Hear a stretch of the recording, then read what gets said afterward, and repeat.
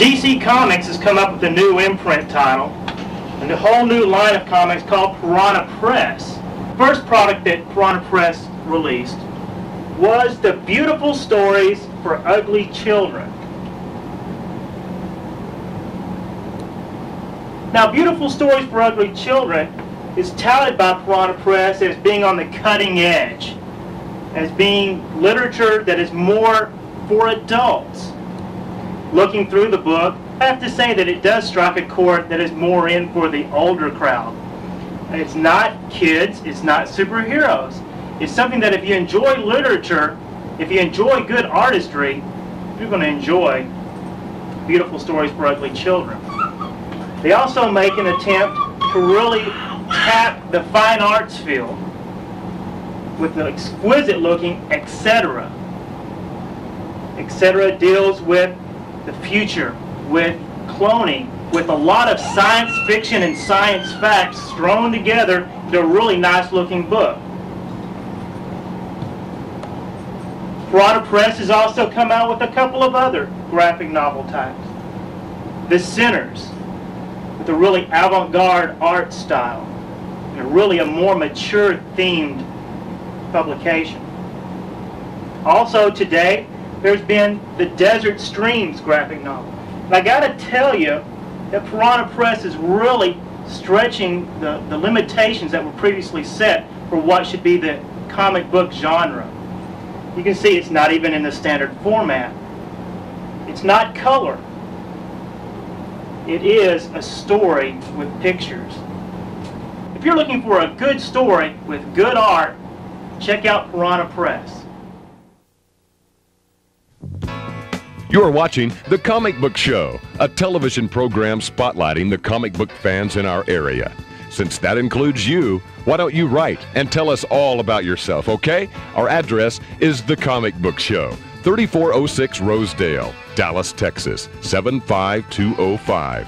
That's 3406 Rosedale, Dallas, Texas, 75205. The Comic Book Show is for comic book fans of all ages and interests, and needs more participation from you. If you're a member of a comic book related club or organization, we want to know about it.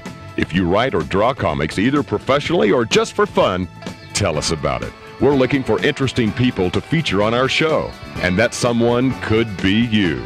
Also, your homemade videos and script ideas concerning comic books are needed for use on this show. So help us out by dropping us a line at The Comic Book Show, 3406 Rosedale, Dallas, Texas, 75205.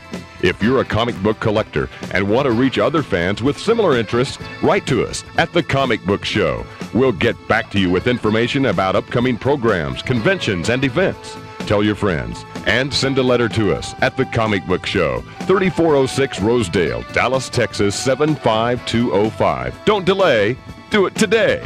The Comic Book Show is waiting to hear from you.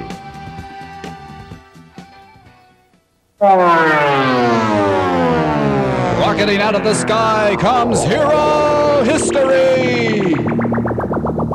Rex Mason was a lucky man, he thought. A soldier of fortune, race car driver, adored by women all over the world. But Mason's luck ran out the fateful day he found himself trapped in a lost pyramid in Egypt and exposed to the radiation of a strangely glowing meteor. That's when Rex Mason, jive-talking soldier of fortune, was transformed into that fab freak of 1001 changes, the mod, marvelous, and merely magnificent Metamorpho, the Element Man. Metamorpho was the brainchild of DC Comics editor Murray Boltinoff and writer Bob Haney. In 1964, they created a series combining the adventure of 007, the pathos of Beauty and the Beast, and the high camp comedy trends of the time. His origin story told how Rex Mason worked for the devious Simon Stagg, one of the world's richest men. It was Stagg who sent Mason to the lost pyramid of Ankton to find the mysterious Orb of Ra, and who instructed his caveman underling Java to make sure Mason didn't return. Rex was in love with the luscious Sapphire Stagg and planned to use his $1 million fee to marry her and break free of her father's control.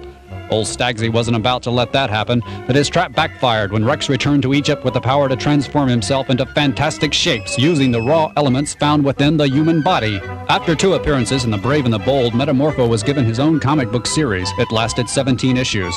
Here the Element Man hit his stride. The series followed Metamorpho's attempts to change back to human form while romancing Sapphire and holding Simon Stagg to his promise to cure him. It was a promise the unscrupulous zillionaire never intended to honor. Metamorpho fought your typical mad scientist and generally saved the world in every other issue. But what distinguished Metamorpho from the mundane comic book fare of the time was the quirky tone of the series. Part of Metamorpho's appeal was the hippie beatnik cornball way he talked.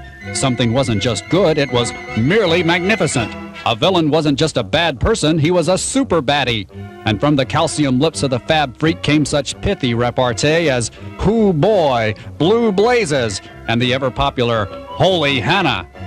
The Element Man made several guest appearances in other DC titles during the run of his series, most notably turning down membership in the supergroup Justice League of America in 1966. He never intended to be a superhero, he just wanted to return to his normal human state. After his series was canceled, Metamorpho teamed up with a number of other DC heroes, such as Batman and Superman, and appeared as a backup feature in issues of Action Comics and World's Finest. A new Metamorpho was announced, but never came to be, and after 15 years it seemed the Element Man had run out of metamorphic tricks. Well, almost. Always a cult favorite, Metamorpho was periodically tabled by DC several times, only to return by fan request. His next jump into the spotlight occurred in the mid-'80s when he joined a new superhero group, The Outsiders, and made frequent appearances with them after they were given their own series. Metamaniacs around the world rejoiced when Rex and Sapphire finally walked down the aisle and were married in Outsiders Annual #2. But the same fans were crestfallen when the Fab Freak was seemingly blown to atoms in issue 27 of that title.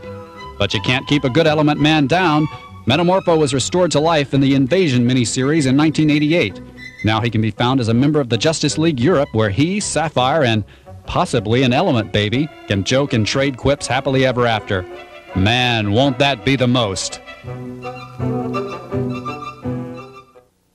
Guests of the Comic Book Show stay at the Baxter Building, the area's headquarters for fantastic, affordable accommodations. Special group rates for quartets available. For reservations, call 555-GRIM.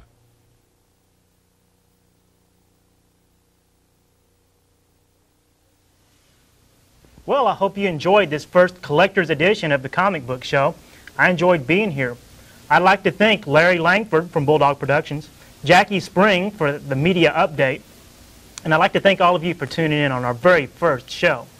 Again, I got to tell you how important it is that you get in touch with us here at the Comic Book Show with all your original ideas, and maybe you, before you know it, can be on the Comic Book Show.